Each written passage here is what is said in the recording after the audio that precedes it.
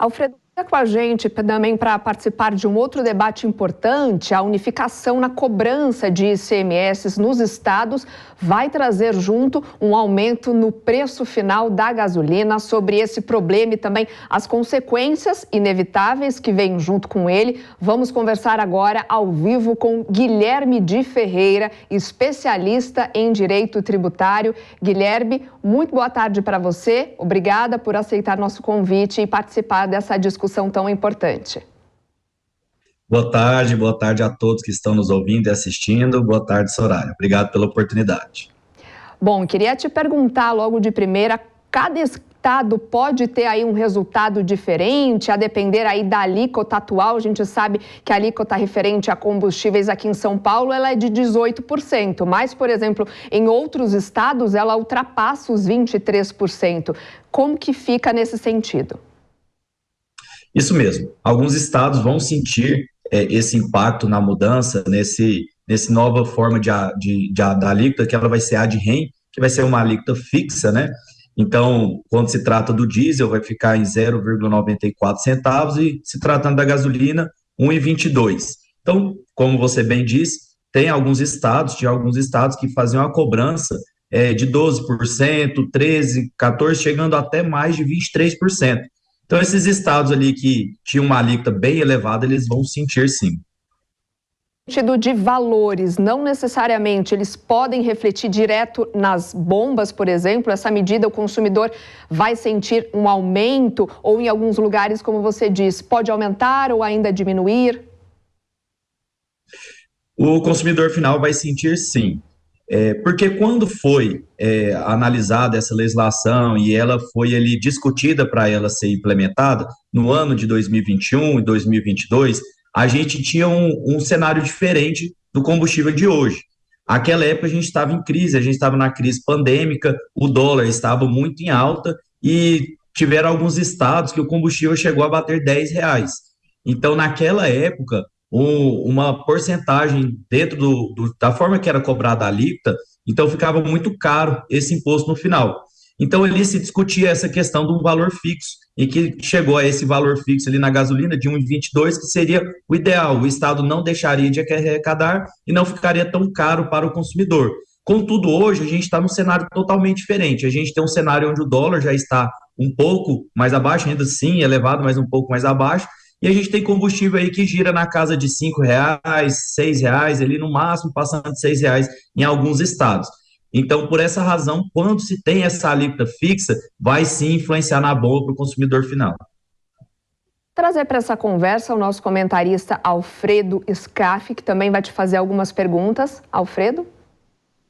Boa tarde, Guilherme. Guilherme, essa questão da unificação, ela já tem um sinal positivo do CONFAZ? Porque me parece que em questões de ICMS, o Conselho Fazendário Nacional, quer dizer, o conjunto de secretários da Fazenda, precisa ter até uma aprovação unânime com relação a isso.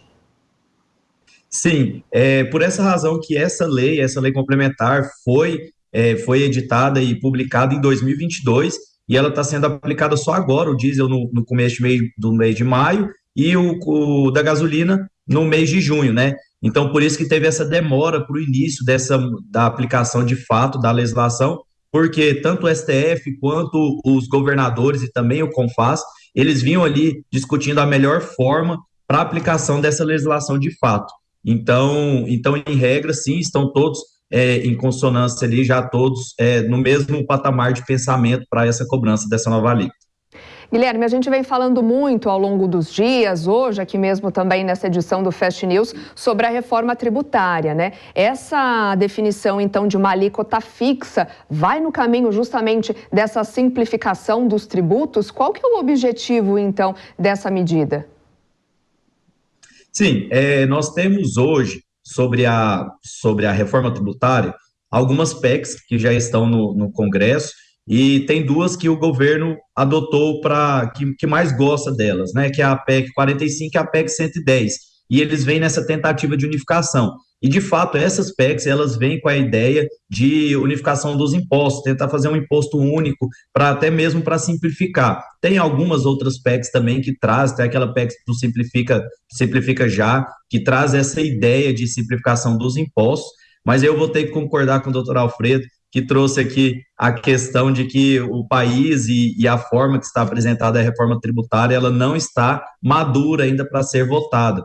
Então, nós temos que caminhar um pouco mais para a gente chegar numa reforma tributária que seja justa e que não onere o contribuinte, porque, ao meu ver, as PECs que estão ali tramitando para serem aprovadas, ou que têm a possibilidade de serem aprovadas, elas não vêm com o intuito de reduzir. Elas podem até vir para simplificar para o contribuinte, mas, em regra, elas vêm muito para aumentar os impostos dos contribuintes, em principal para as empresas de prestação de serviço, que são as empresas que mais empregam no país.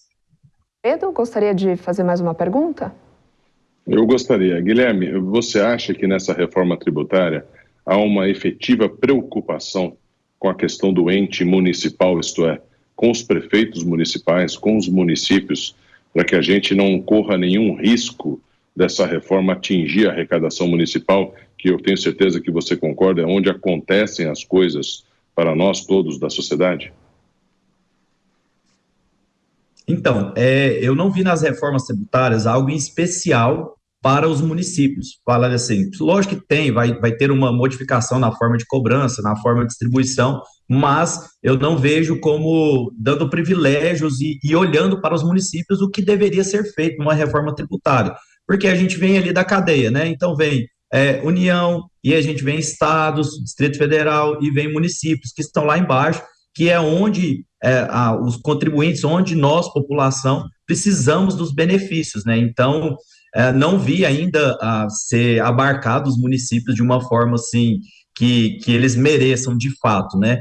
Então, concordo que essa reforma tributária ela deve ser mais pensada, mas eu vejo que o governo tem a intenção de votar do jeito que tiver a reforma tributária pela questão do arcabouço fiscal, porque o arcabouço fiscal que foi apresentado, ele é totalmente baseado na reforma tributária. Então, se não tiver uma reforma tributária, não consegue colocar em prática o que foi ali apresentado no arcabouço fiscal. E por essa razão a gente está vendo esses novos impostos nascendo ou subindo alguma contribuição aí do contribuinte, aí acaba pesando no nosso bolso, né? Consumidor final, infelizmente, sempre é o mais afetado.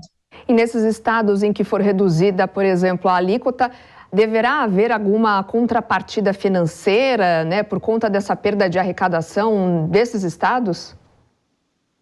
Essa que foi uma das conversas que tiveram com o CONFAZ, com os governadores, e não, eles não terão esse direito dessa